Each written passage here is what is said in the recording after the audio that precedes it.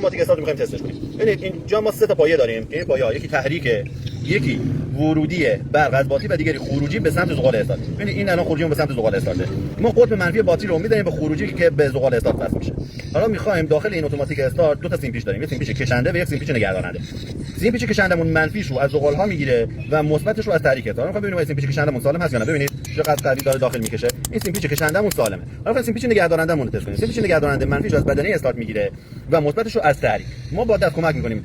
پلنج رو میدیم عقب، منفی میدیم به بدنه اتوماتیک و مثبت میدیم به تحریک. باید در این صورت ول نکنه. باید پلنج رو ول نکنه. اگر ول کنه یعنی نگهدارنده ما خراب. ببین الان من در آوردم ول کرد. حالا با دست دوباره میدم عقب، میزنم، حالا نگهدارش. ول میکنم، ول میکنم. حالا دوستان می‌خوایم ببینیم آیا پلاتین داخل اتوماتیک استارت هم سالم هست یا نه. این دو تا پایه وقتی که پلنج عقب میره به هم میچسبن و برق از خودش رد میکنه. من یه سر لامپ تستمو به سر منفی دادم، سر دیگه شو به خروجی اتوماتیک استارت و یه سر مثبتم به ورودی اتوماتیک استارت میدم. حالا وقتی که پلنج رو فشار میدم باید لامپ تست من روشن بشه. ببینید من پلنج رو فشار میدم، لامپ من روشن میشه، ول میکنم قطع میشه. پلنج رو فشار میدم، لامپ تست روشن میشه، ول میکنم قطع میشه. این یعنی پلاتینی هم که اینجا هست سالمه و این اتوماتیک استارت ما ایراد نداره.